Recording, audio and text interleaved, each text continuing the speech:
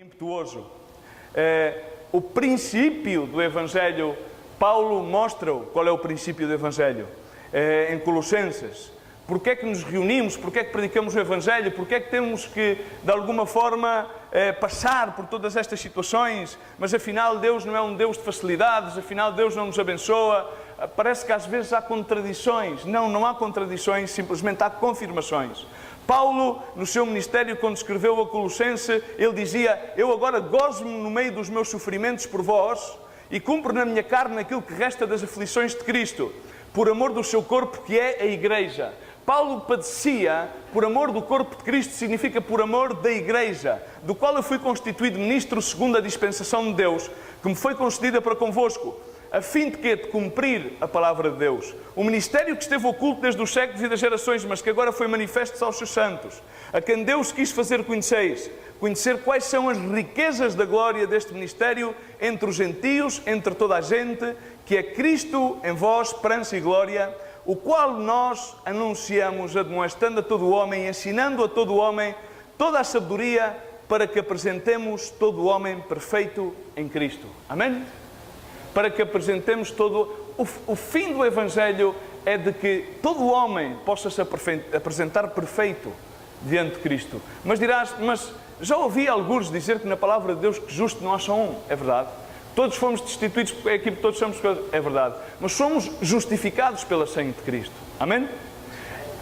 E quando nos encontramos em tempestades, temos a oportunidade que esses ventos que vêm da parte de Deus venham a purificar as nossas vidas e venham a mostrar-nos a oportunidade, a grande oportunidade que muitas vezes não somos capazes de ver, para que Deus se manifeste, para que Deus se glorifique em nós. Provérbios 11 diz: aquele que confia nas suas riquezas cairá. 11:28, mas os justos reverdecerão como a folhagem. Uma vez mais, quem é o justo? Quem é o justo? Quem é o justo? Se justo não é só um. Eu quero dizer-te e deixar-te patente: se tu aceitas a Cristo Jesus como teu Senhor e Salvador, e se tu em ti praticas o ministério e o mistério do arrependimento, tu és justificado pela sangue do Cordeiro imolado que retira o pecado do mundo. Amém?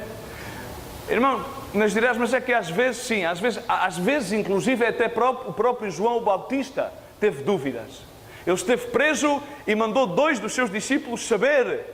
Ele anunciou Jesus Cristo, ele bautizou-o no Rio Jordão, mas, no entanto, quando estava preso, quase a ser degolado, enviou 2 dos seus discípulos a saber se era realmente ele a quem ele tinha enviado. E eles vieram e Jesus Cristo disse: e dizei que os cegos fazem o quê? Vêem. Que os surdos ouvem. E que mais? Que os paralíticos, que os leprosos são sarados e que é pregado as boas novas aos pobres. Amém? Então, João Batista foi-lhe retirada a dúvida. Muitas vezes os ventos causam-nos dúvidas. Será que estamos no mesmo... Será que este barco é o barco apropriado? Será que o estar em Cristo Jesus realmente é válido? Será que sofrer todas este tipo de adversidades que muitas vezes vêm às nossas vidas? Será que sim? Sim, porque os justos reverdecerão como a folhagem de uma árvore, diz os Provérbios. Mas diz no verso 29, o que perturba a sua casa heredará o vento do norte. O vento contrário, o vento adverso. Muitas das vezes semeamos ventos e colhemos tempestades. É-se-nos difíceis, muitas vezes, tentar encontrar isto, porque às vezes tu e eu semeamos ventos. E quando tu e eu semeamos um vento, então vem uma tempestade. Essa tempestade não vem de Deus. Essa tempestade é causada por nós mesmos. Amém? Amém? Estamos, irmãos? Muitas vezes semeamos ventos. E diz que aquele que perturba a sua casa herdará ventos. Aquele que perturba a sua relação paterno-filial com Deus, aquele que perturba os seus relacionamentos interpessoais, aquele que perturba a sua comunidade, semeia um vento, e esse vento irá ocasionar uma tempestade. E diz: o insensato será servo do entendido de coração, o fruto do justo é árvore de vida e o que ganha almas, sábio é. Eis que o justo é castigado na terra, quanto mais o impio e o pecador. Verso 31. Aqui causa-se um montão de interrogações. Eis que o justo é castigado na terra. Amém? Estamos a acompanhar. Eis que o justo é castigado na terra. Mas como é que é? Somos justificados pelo sangue de Cristo. Agora o justo é castigado na terra. Somos exatamente justificados no sangue e pela sangue de Cristo Jesus. Mas, no entanto, continuamos a praticar o quê? Pecado, porque somos pecadores. Então necessitamos ser muitas vezes corrigidos e castigados. As tempestades também têm esse efeito de corrigir-nos e de castigar-nos. A palavra de Deus apresenta e fala sobre muito mais ventos. Isaías falava sobre os ventos. Isaías ensinava como nos podíamos defender dos ventos. E diz Isaías 32, verso 1, diz: eis que fala sobre Jesus Cristo, eis que reinará um rei com justiça e com retidão governarão príncipes. Um varão servirá de abrigo contra o vento. Todos cantamos aquela canção, Jesus Cristo é a rocha firme. A rocha inamovível, a pedra angular. Um varão servirá de abrigo contra o vento e um refúgio contra a tempestade, como ribeiros de águas em lugares secos e como a sombra de uma grande penha em terra sedenta. Amém? Em Jesus Cristo podemos estar abrigados dos ventos. Amém? Em Jesus Cristo somos justificados. Fora de Cristo nada podemos fazer. Fora de Cristo não podemos prevalecer. Queremos tentar, tentamos várias vezes. Queremos, inclusive, muitas vezes, através de disciplinas, através de muitas outras coisas na nossa vida, queremos impor-nos ritmos para tentar alcançar aquilo que unicamente poderemos alcançar em Cristo Jesus. Mas isso não nos poupa dos ventos, as nossas disciplinas, os nossos métodos, as nossas ideias pré-concebidas. Agora, estar em Cristo, ser apresentado um homem, repara bem aquilo que dizia Paulo, apresentemos todo o homem perfeito em Cristo. Significa que tu não consegues ser perfeito. Eu não consigo ser perfeito se não estou em Cristo Jesus. Amém? Eu não consigo abrigar-me do vento se não estou em Cristo. O varão servirá de abrigo contra o vento. Fala exatamente de Cristo. Irmãos, é necessário que entendamos que sempre vão haver ventos, mas que a única forma de estarmos abrigados dos ventos é em Cristo Jesus. Amém? Ele é aquele que nos guarda dos ventos.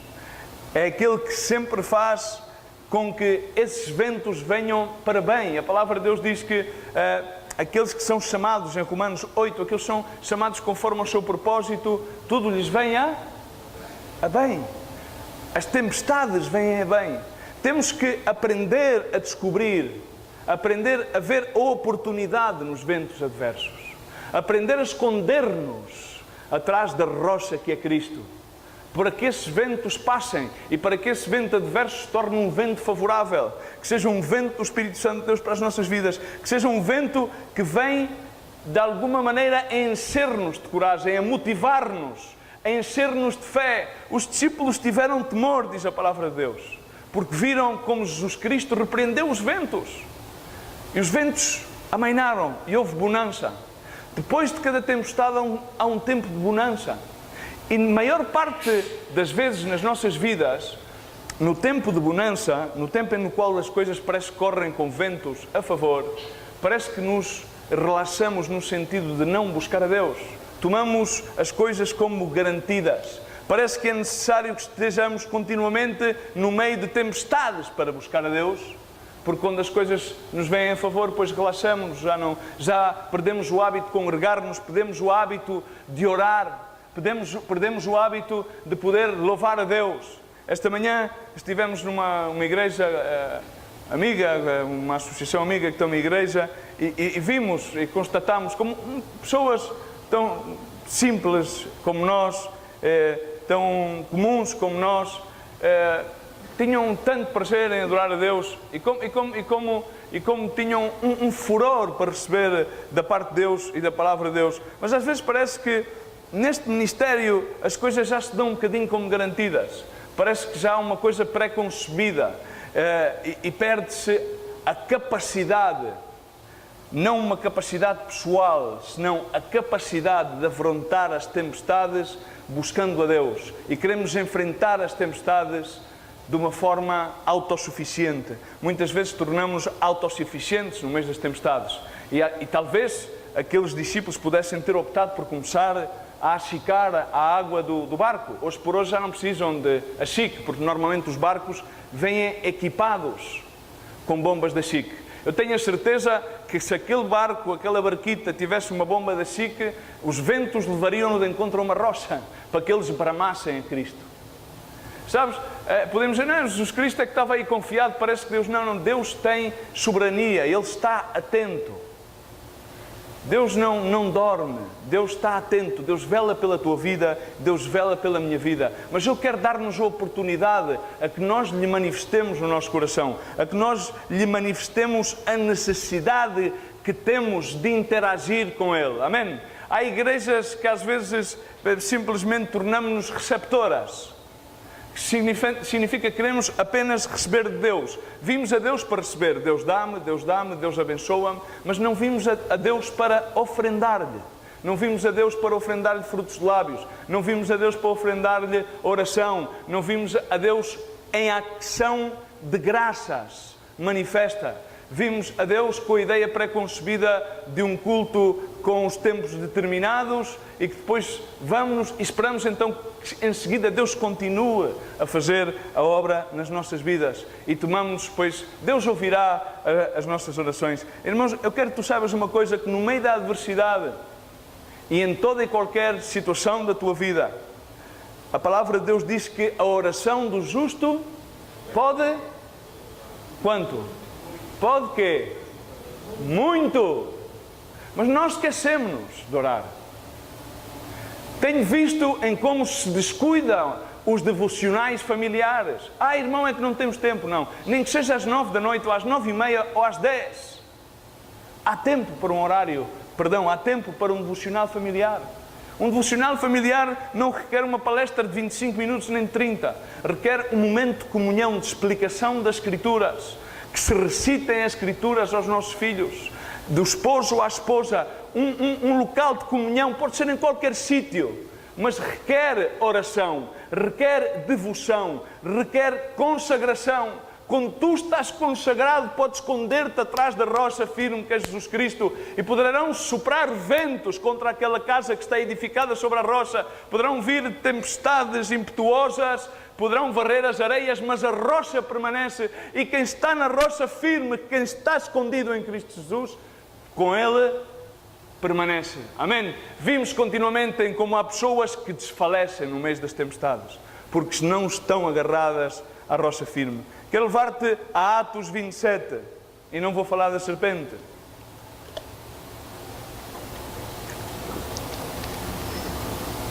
Vou-te falar do episódio anterior ao que levou por si mesmo à serpente. 27 a partir do versículo 13. Soprando brandamente o vento do sul, aqueles homens subiram um barco e o vento era brando, era vento favorável, era vento do sul. E supondo eles, diz comigo, supondo, muitas vezes supões, mas depois Deus não dispõe da tua suposição. Supondo eles terem alcançado aquilo que eles desejavam, levantaram ferro e custearam Creta bem de perto, mas não muito depois. Como é que navegavam os portugueses? Aqui alguém sabe de navegação? Como é que os portugueses realizaram os descobrimentos? O que é que faziam? Qual é que era a nossa fórmula de navegar? O que é que fazíamos? Custeávamos, não era? Íamos de Porto, ou seja, não íamos muito mar adentro, saíamos umas milhas afora, voltávamos, íamos custeando. Estes homens adotaram um método, ainda não existia um português nesta altura, ainda não existia Portugal, enfim, mas tinham a forma de custear, não ir muito mar adentro. Mas quero que entendas, mesmo que tu muitas vezes queiras jogar pelo seguro, porque é uma forma de navegar segura, é ir custeando a costa. Muitas vezes nós pensamos, não, vamos jogar pelo seguro. Não sei se conheces esse dito popular, não. Fazemos as coisas, mas fazemos-las pelo seguro. Ok, está bem. Podes-te pôr no seguro, podes-te meter na mafre, na tranquilidade, mas a única maneira de estar seguro é na rocha firme que é Jesus Cristo. Amém? Não há segurança para além da rocha firme. Podes fazer os seguros que tu queiras, mas Cristo é seguro. Ele é rocha inamovível. Ele não se move, nele não há sombra de dúvidas. Amém? Ele não falha. Ele promete e cumpre. Ele é fiel quando nós somos fiéis. Não, quando nós somos infiéis. Até na nossa infidelidade, Ele é fiel. Significa, se queres fazer-te um seguro, assegura-te em Jesus Cristo. Amém? Não estou a vender seguros também, glória a Deus, para que não entendam mal as coisas, não estou a vender seguros. Mas diz, estes homens optaram por navegar de uma forma segura. E está bem muitas vezes querer viver uma vida segura. Mas quando Deus vê que nós estamos a tentar assegurar-nos, afiançar-nos demais, o que é que Ele faz? O que é que Ele permite? Alguém que seja doutorado na Bíblia, que eu já me esqueci. O que é que Ele permite? Quando tu te afianças, quando tu jogas, já vais tão seguro, quando parece que vai tudo a rolar suave. Há um cantor mexicano que diz suave, suave, suavecito. Suave, suavecito, tudo vai suave. Parece que é uma balada de amor, um lullaby para... Quando as coisas parecem que vão suaves, foi o que aconteceu a estes homens. Não muito depois, verso 14... desencadeou-se do lado da ilha um tufão de vento, chamava-se Euroaquilão. Sublinha a tua Bíblia. Sublinha. Euro. Conheces esta palavra, não conheces?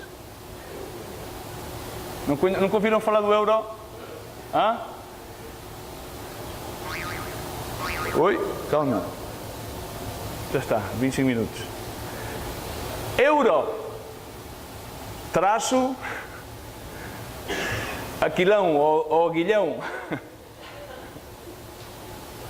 Euro, aguilhão, aquilão.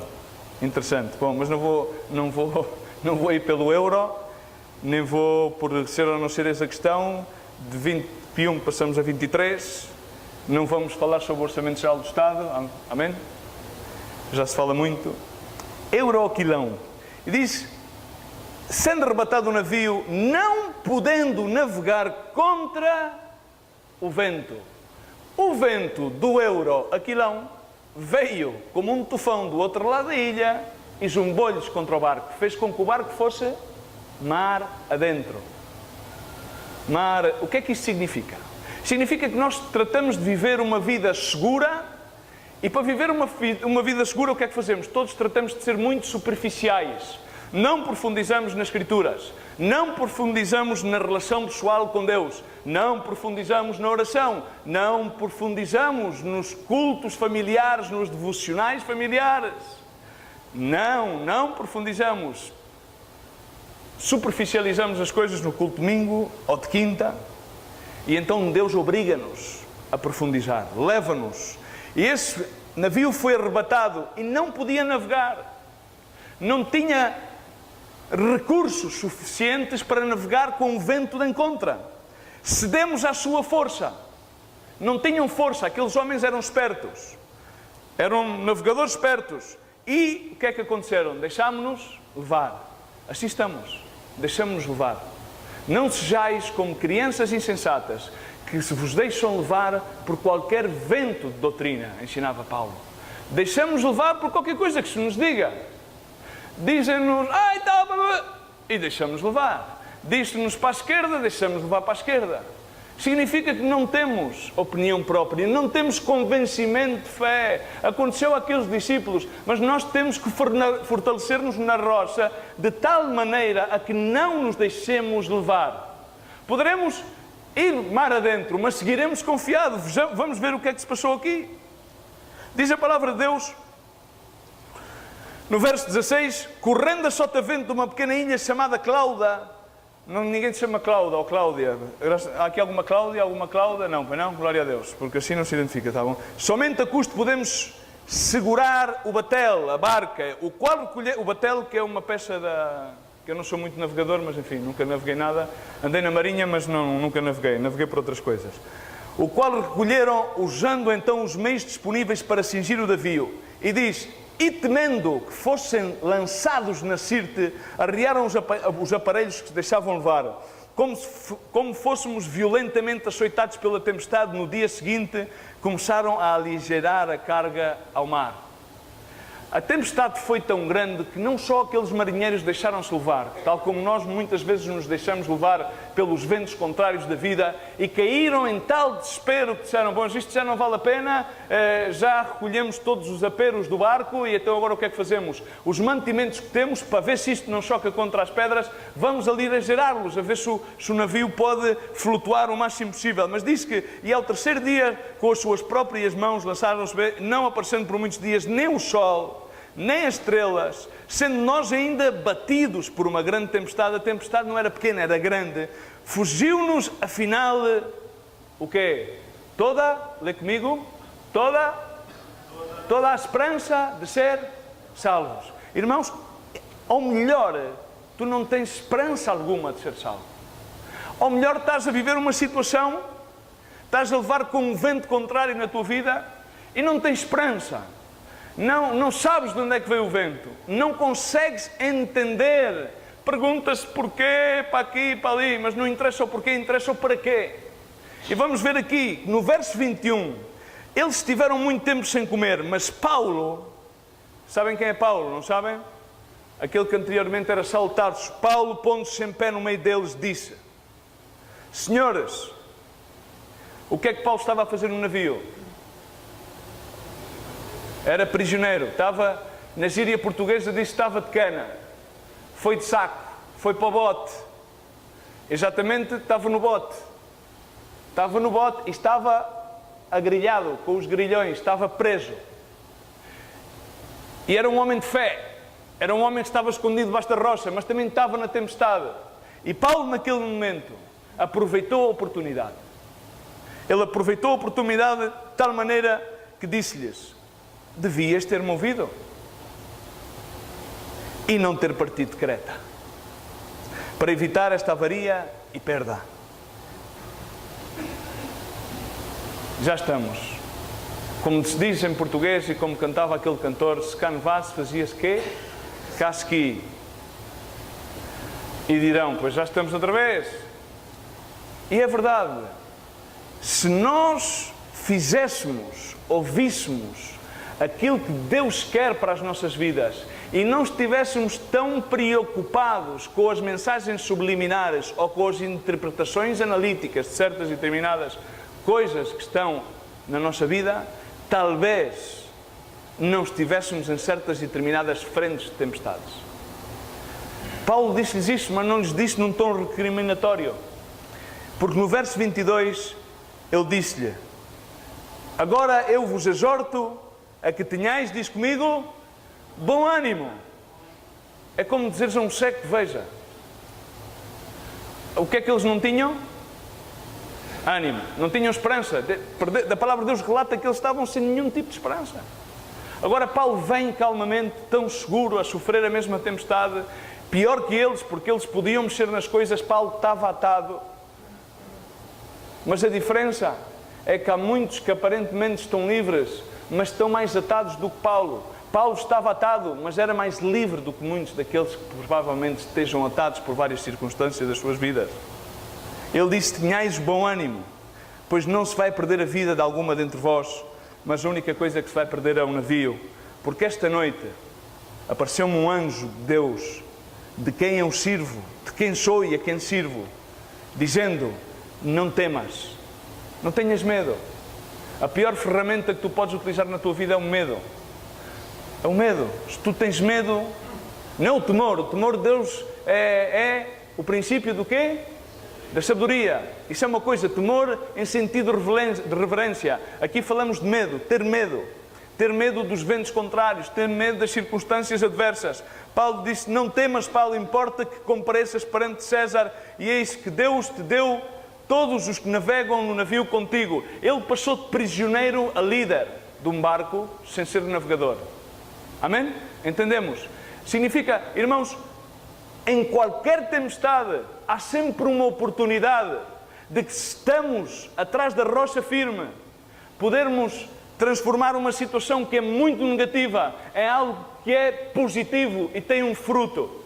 Ele passou de ser o preso de turno a ser o líder do barco.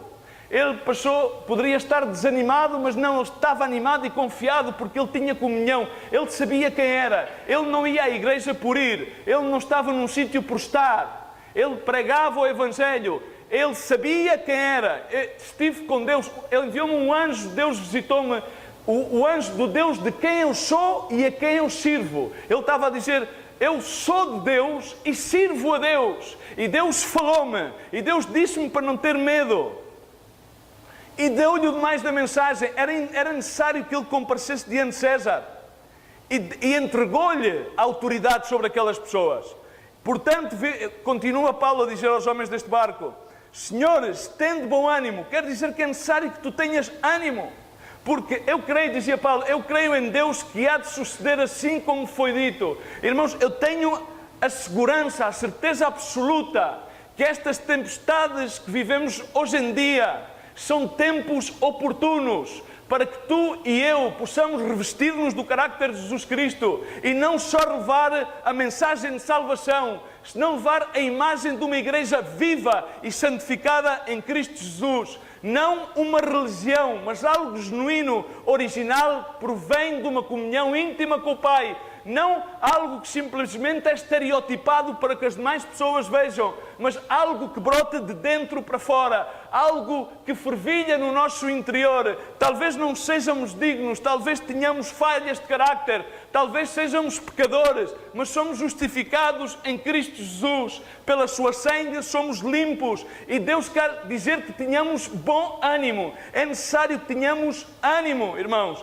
É necessário que cobremos ânimo, que não nos deixemos de levar por qualquer vento contrário. Há pessoas que continuamente estão aqui, como a Coca-Cola quando se abre, e de repente baixam. Parecem, não o Euroclidão, porque o Euroclidão vinha com força. Parece parece exatamente a Coca-Cola. A Coca-Cola abre-se, mas dá-lhe 2 chafanões e perde o gás. Assim há muitos filhos de Deus que no momento do culto, no momento de receber a oração, no momento pontual da adoração, feita com unção e bonita e com o sistema de som é impecável, aí parece que se quebrantam, mas logo saem da sala de culto e enfrentam o vento contrário. Não é vento do sul, é vento do norte, é vento do oeste, é sudoeste, porque também há o Festival do Sudoeste na sede da Super Bowl. Cuidado, hein? Não vos recomendo. Enfim, irmãos, e então não permanecem firmes. Mas quando tu estás na rocha, a rocha é firme. Virá o Euroclidão, o Euclidão, verá o turbilhão, verá aquilo que vier. Mas em Cristo podemos estar seguros. Em Cristo podemos estar firmes. Em Cristo somos justificados. Amém? Em Cristo podemos cobrar ânimo. Em Cristo podemos ver a oportunidade onde parece que não há nenhuma oportunidade. Mas pela tua perspectiva e pela minha perspectiva, vamos encontrar-nos como estes homens. Perdemos a esperança. Se a culpa é do Sócrates, que filosofou na Grécia. Se a culpa é do governo. Se a culpa é da igreja. Se a culpa é do pastor. Se a culpa é do meu marido. Se a culpa é disto. Não, irmão. A culpa está em que tu não tens o convencimento. Em ti ainda não soprou esse vento impetuoso do Espírito Santo que te dá a firmeza, que te dá a segurança. Irmãos, é tremendo. Em Atos 23, se fores atrás, não quero que vais lá na Bíblia, não vale a pena pôr-se, aponta só Atos 23, 11. Anteriormente a Atos 28, porque antes que Paulo fosse a Roma, ele foi a Jerusalém. E em quase sempre, em cada viagem que ele ia começar, havia impedimentos. Havia vendavais, havia tempestades, não queriam, mas ele tinha que cumprir o seu ministério. E diz em Atos 23, 11, que na noite seguinte apresentou-se um anjo do Senhor e disse: tem bom ânimo, porque é necessário, como deste testemunho de mim em Jerusalém, assim importa que também o deis em Roma. O anjo de Deus estava-lhe a anunciar que ele, uma vez depois de ter dado testemunho de Deus em Jerusalém ante a Meca religiosa, era necessário que ele fosse dada à Meca política, ao imperialismo daquela altura. E assim foi cumprido em Atos 27. E Paulo morreu aonde? Em Creta. Onde é que morreu Paulo? Um bocadinho de escola dominical, umas criancinhas. Em Roma. Ele sabia. Ele escreveu: eu sei que o meu tempo está para terminar. E dizia: corri a carreira, guardei a fé. É uma questão de fé, é uma questão de crer na palavra de Deus, não é uma questão de ser. Ser ou não ser, eis a questão. 21% de IVA ou 23%, esse não é o problema. Crer ou não crer, eis a questão. Ser filho de Deus ou não ser filho de Deus, essa é a questão. Porque de tal maneira amou Deus ao mundo e a tudo o que estava no mundo, porque somos feitura sua, que deu o seu Filho unigênito. Ele deu o melhor que tinha, Ele não deu as sobras, Ele não deu as molas, Ele não deu os 10 minutos de devocional, Ele deu tudo por ti e por mim. É tremendo quando tu vês a conversão de Paulo. Quando tu vês a conversão de Paulo, foi-lhe anunciado, depois de ele ter caído da cavalgadura, Atos 9, se quereis para apontar, em Damasco havia um discípulo chamado Ananias. O Senhor deu-lhe uma visão, e essa visão, ele disse-lhe: eis-me aqui, Senhor. E o Senhor disse: levanta-te e vai à rua direita. E aí, em casa de Judas, um homem de Tarso vais encontrar que se chama Saulo. Pois esse que ele estava orando levava 3 dias sem ver. Paulo levava 3 dias sem ver. E muitas vezes, irmãos, é necessário que estejas sem ver. Muitas vezes a tempestade da tua vida é que estejas cego momentaneamente, para que depois te caiam as camas como caiu a Paulo. Mas sabes o que é que Paulo teve a fazer durante esses 3 dias? A orar. Ele não esteve a maldizer a religião. Ele não esteve a maldizer os judeus. Ele não esteve a maldizer os romanos. Ele orou a Deus afincadamente, porque ele queria ver, porque ele tinha ouvido a voz de Deus. E ele sabia que aquela ceguez vinha de Deus. Ele sabia que aquela situação adversa vinha de Deus. E então diz que este Ananias disse: mas Senhor, este homem assassinava aqueles que te servem. Mas Deus disse-lhe, respondeu Ananias ao Senhor: Senhor, muito ouvi acerca deste homem. Ele tem feito muito mal aos teus santos em Jerusalém. E tem poder dos principais para prender. Então disse-lhe o Senhor no verso 15.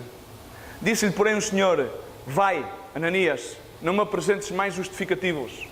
Vai, agarra, vai. Vai, porque este é para mim um vaso escolhido. Esta palavra é para ti. Tu és um vaso escolhido. Talvez estejas cego, talvez estejas numa situação no qual os ventos são tão contrários que não consegues encontrar alguma réstia de esperança. Talvez não entendas nada daquilo que ocorre à tua volta. Mas quero dizer-te que isto vem de parte de Deus, porque virá um servo de Deus. Virá um servo de Deus. E está diante de ti hoje um servo de Deus. Sou um facilitador de Deus. Não quero ser mais nada senão um facilitador de Deus, um porteiro. E quero-te abrir a porta, porque é aqui que esta palavra é para ti. Vai, porque este é para mim um vaso escolhido para levar o meu nome perante os gentios, os reis e os filhos de Israel. Pois eu lhe mostrarei quando lhe cumpre padecer, sofrer pelo amor do meu nome. Amém? Sofrer pelo amor do meu nome. Esse era o chamado que tinha Paulo. E Paulo não fugiu a nenhuma adversidade. Não fugiu. E diz que então Ananias entrou na casa, impôs-lhe as mãos e disse-lhe: irmão Saulo, o Senhor Jesus, que te apareceu no caminho de onde tu vinhas, enviou-me para que tu tornes a ver e sejas cheio do Espírito Santo. Para que tu tornes a ver. O Senhor tem-te aqui neste lugar para que tu tornes a ver. Para que tu abras os olhos. Para que tu possas ver a oportunidade onde aparentemente parece que não há. E para mais, para que seja cheio do Espírito Santo.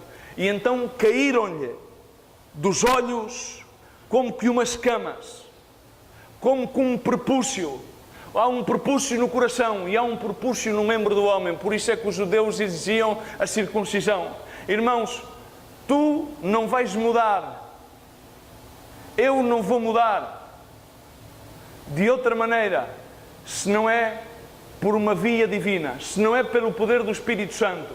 Podemos condicionar-nos muitas vezes a certas e determinadas normas, mas não mudamos. E aquilo que Deus quer não é que nos conformemos às normas nas quais vivemos, não é que nos conformemos a normas religiosas, é que nos transformemos mediante o conhecimento do seu poder. Amém? Transformar-nos, fazer-nos novos, uma nova oportunidade. Em cada estação há um terminar e há um começar. E Deus sempre nos brinda uma nova oportunidade. E Ele quer que tornemos a ver, que sejamos cheios do Espírito Santo e que nos caiam as camas e que recuperemos a vista e que possamos levantar-nos no nome de Jesus Cristo e que nos fortalecemos como Paulo fez. E depois demorou-se alguns dias com os discípulos. Esteve em Damasco a ter comunhão com os discípulos e estava fortalecido. E logo nas sinagogas, por onde quer que ia, ele pregava a Jesus Cristo. Pregava a Jesus Cristo, porque Paulo, apesar que sabia e foi anunciado que era necessário padecer por Cristo, ele era um homem que tinha ânimo. Ele era um homem que, tal qual como aquela mulher que teve 12 anos a padecer de fluxo de sangue, ela sabia como bastava tocar a orla do manto de Jesus Cristo. E Jesus Cristo teve-se momentaneamente em Mateus 9, simplesmente para lhe dar uma palavra e dizer-lhe: vem, filha minha, tem bom ânimo, porque a tua fé te salvou. A tua fé, mas antes disse-lhe: tem ânimo, a tua fé salvou-te. Porquê é que lhe disse: tem ânimo? Porque seguramente iria ter que enfrentar muitas outras dificuldades na sua vida. Amém? O Evangelho não é simplesmente para que tu venhas a receber e digas: não vai ser, isto já está tudo porreiro, sou salvo no nome de Jesus Cristo, agora isto é sempre em vitória. Sim, mas para que tenhas o sabor da vitória, tens que travar o combate. E numa guerra há muitas batalhas. E para alcançar a vitória não quer dizer que tenhas algumas derrotas. E muitas vezes é necessário que sejamos derrotados temporalmente, para que possamos realmente saborear a vitória em Cristo Jesus. Aquela mulher cananeia foi uma mulher que teve fé, foi uma mulher que teve persistência. Ela rogou a Cristo, apesar de Cristo ter-lhe dito: não, eu não vim senão para os da casa de Israel, e quase chamar-lhe cadela, por assim dizer. E ela diz: mas Senhor, se até os cães comem das migalhas do que cai da mesa. E Jesus Cristo respondeu-lhe: mulher, grande é a tua fé, seja feito para contigo assim conforme tu desejas. É tremendo. Deus quer encontrar uma igreja que tenha ânimo e que tenha fé, uma igreja que, mesmo que os ventos sejam adversos, que os ventos venham do norte, venham do sudoeste, que se abrumem as águas, possam ter fé e possam dizer aquilo que Paulo disse em 2 Timóteo: combati o bom combate, acabei a carreira, mas guardei a fé. Paulo guardou a fé. Jesus Cristo chegou à cruz do Calvário e guardou a fé. Mais que eles, ninguém padeceu na história do Evangelho. Ninguém padeceu na vida aquilo que padeceu Paulo, aquilo que padeceu Jesus Cristo. Foram realmente os mártires da fé, para que tu e eu deixemos de viver numa penumbra, de uma fé plástica de cartão, para vivermos uma fé original. Uma fé que nos desperte o ânimo de vida. Que quando vejamos as adversidades, em vez de darmos a um espírito analítico e crítico, possamos enfrentar essas dificuldades com fé em Jesus Cristo. A palavra de Deus diz em Provérbios que o espírito de um homem o aliviará na sua enfermidade, mas ao espírito abatido, quem levantará? Esse homem, de ânimo angustiado, de ânimo amargurado, depende da Bíblia que tu tenhas. O ânimo do homem suporta a sua enfermidade. Podemos, inclusive, vi muitas pessoas doentes, vi muitas pessoas à beira da morte. Uma delas é o meu filho Samuel. E é incrível, às vezes que teve para morrer e sempre estava contente, sempre tinha um sorriso. É incrível. A fé do homem suporta a sua enfermidade. A fé do homem faz-lhe viver o ânimo. A fé aviva-nos a vida mesmo quando parece que não há vida. A fé mostra-nos uma oportunidade onde parece que tudo vai por água abaixo. É por fé, não é por obras. As obras As obras acontecem detrás da fé, porque podemos fazer muitas obras, podemos fazer muita obra social, mas se a fazermos sem fé, de nada servem. A palavra de Deus diz que é aqui que todas as vossas obras são para mim, diz o Senhor, como trapos de imundícia. As vossas festas solenes, os vossos sacrifícios, os vossos joares, estou hastiado, dizia o Senhor através do profeta Isaías. Deus está cansado de uma religião vã. Deus está cansado de denominações e de associações que brinquem à religião. Deus quer uma igreja viva, uma igreja com fé, uma igreja com ânimo, uma igreja sem rancor, uma igreja com amor, uma igreja que tenha realmente a vida de Cristo, uma igreja que possa dizer: sei que sou um sem vergonha, mas já não vivo eu, senão vive Cristo em mim. Contradigo a minha carne quer levar-me para um lado, mas luto contra ela, exatamente como dizia Paulo em Romanos capítulo 8 e capítulo 7. Irmãos, é necessário, permitas que Deus te encha com o vento do seu Espírito, para qualquer vento que tu enfrentes, tu possas cobrar fé e não teres nenhum tipo de medo, e possas estar firme na rocha que é Jesus Cristo. O Provérbios 16:17 diz: o alto caminho dos retos é aquele que se desfaz do mal, que guarda o seu caminho e que preserva a sua alma. A soberba precede a ruína e a altivez de espírito precede a queda. Irmãos, muitas vezes pensamos que nós mesmos conseguimos ser autossuficientes, mas não consegues. A tua altivez, o teu alto monte, o teu alto conceito de ti mesmo vai levar-te continuamente à ruína. Deus resiste aos soberbos, mas no entanto dá graça aos humildes. Aquele que é pronto em arrepender-se genuinamente, irmãos, tem grande galardão, tem o galardão da salvação, tem o gozo. É tempo de que não estejamos com fluxos religiosos, que não estejamos com demagogias, com filosofias, com conhecimentos vãos, mas sim que possamos cumprir a Escritura e cumprir o ministério do arrependimento e cumprir aquilo que o profeta Joel profetizou. É tempo que possamos rasgar o nosso coração, ser conforme somos, esvaziar-nos de todo o lixo, porque enganoso é o coração sobre todas as coisas, quem o conhecerá, diz a palavra de Deus em Jeremias. O teu coração é enganoso, os teus sentimentos entenebrecem-te, os teus sentimentos levam-te muitas vezes à ruína. Deus veio a salvar a tua alma, por amor, diz a palavra de Deus, uma vez mais, volto a dizer, de tal maneira, de tal forma, amou Deus a quem?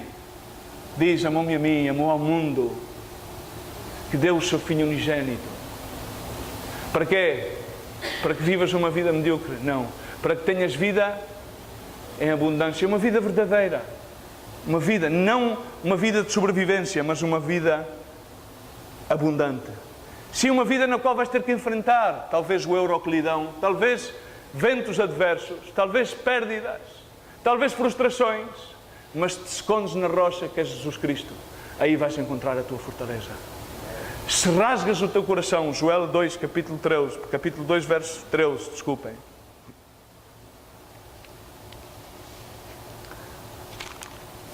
Podemos ler o verso 12. E ainda assim agora mesmo diz o Senhor: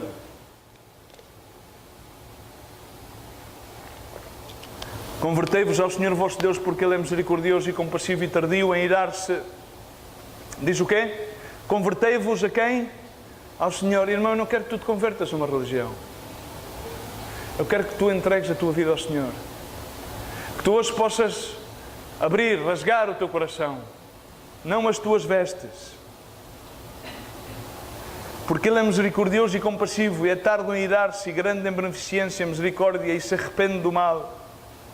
Quem sabe se voltará e se arrependerá e deixará após de si uma bênção.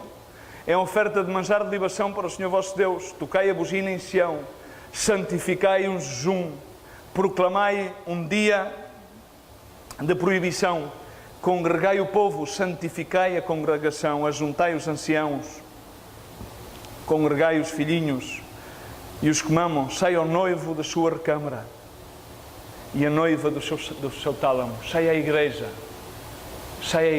uma igreja genuína, sai à igreja do seu tálamo. Mas no verso 17, para aqueles que servem ao Senhor, chorem os sacerdotes,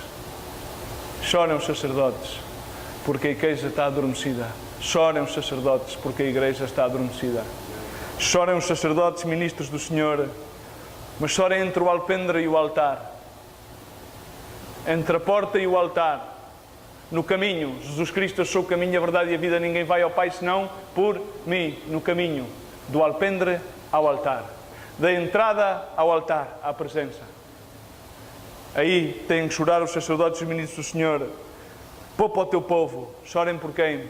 Por eles mesmos? Não. Pelo povo de Deus, que perece, porque não rasga o seu coração. E não entregues a tua herança ao próprio, para que as nações façam escárnio dele, porque o que é que diriam os povos onde está o seu Deus? Muita gente fala de Deus sem o conhecer. Até eu, quando fazia alguma das minhas, dizia: Senhor, Deus, ajuda-me, pelo menos a ver se não vou preso. Irmãos, talvez te encontres numa situação difícil na tua vida. É tempo que levantemos as mãos que estão cansadas. Levantai as mãos cansadas. Hebreus 12. E os joelhos vacilantes, que titubeiam. Fazei veredas direitas para os vossos pés, caminhos direitos, para que o que é manco não se desvie inteiramente antes seja curadas. Caminhos de justiça, caminhos de verdade, caminhos de misericórdia, caminhos de bondade, caminhos de luz. Porque quando há luz, dissipam-se todas as trevas. Havia uma senhora que habitava nas costas de Irlanda. E esta senhora era uma senhora já de idade, mas tinha muito dinheiro. Esta senhora vivia nas costas de Irlanda. E quando começaram a instalar a eletricidade, aquilo que hoje para nós é tão banal, aquela senhora tinha muito dinheiro, podia ter a luz acesa todo o dia e toda a noite na sua casa. E começaram a instalar, e por acaso a sua casa era a primeira da rua, e foi a primeira a ser instalada. No entanto, o senhor da empresa de eletricidade, quando lhe levava a fatura e tinha acesso aos montantes que pagava, via que aquela senhora, apesar de ser a pessoa que tinha mais posses naquela rua, era a pessoa que menos gastava. Então um dia ele, por curiosidade, bateu à porta da senhora para lhe entregar a fatura e perguntou-lhe: minha senhora, porquê é que a senhora praticamente não gasta luz nenhuma? E ela contou-lhe aquilo que fazia. Ela disse-lhe que na sua casa tinha muitas velas. E então ela acendia as velas. Sabes, se tu e eu agora desligássemos toda esta eletricidade e acendêssemos velas, o que é que uma vela faz? Acende um bocadinho de luz, não é? E se tu levantas uma vela, o que é que causa depois o levantar dessa vela? É que essa vela normalmente cria uma sombra. Irmãos, a tempestade na qual tu vives, talvez é que estejas a viver uma sombra. E Deus não te chamou para viveres numa sombra. Deus chamou-te para que tu sejas luz, não para que estejas à sombra da luz. O salmista dizia: é aqui que eu habito debaixo da sombra do Omnipotente. Não estou a falar sobre isso. Estou-te a falar que muitas vezes na nossa vida há uma luz tão fraca como a de uma vela. E quando tu alumias essa pequena luz, embate em ti e ao teu redor vês uma sombra. Há um bocadinho de claridade, mas há uma grande sombra. E há pessoas que vivem em sombras. Não têm claridade, não emanam a luz, vacilam, titubeiam, continuamente estão cansados, continuamente perdem o ânimo, perdem a fé. É tempo que tenhas ânimo, é tempo que cobres ânimo a Jesus Cristo, é tempo que te fortaleças. Isaías dizia: fortalecei as mãos fracas, fortalece, firmai os joelhos trementes, não tremas, não tenhas medo. Se Deus é por ti, quem contra ti? Mas deixa que a luz de Jesus, não a vela, a luz de Cristo, alumeie a tua vida e dissipe todas as sombras. Porque à medida que a luz de Cristo vem às nossas vidas, é aqui que todas as sombras se dissipam. Há claridade. E aí, onde há luz, não há nenhuma sombra nem nenhuma treva. E Deus chamou-nos para que sejamos uma luz posta sobre um monte alto e que possamos alumiar uma geração. Somos chamados para trazer luz, não para fazer sombra. Eu peço-te, o Espírito Santo...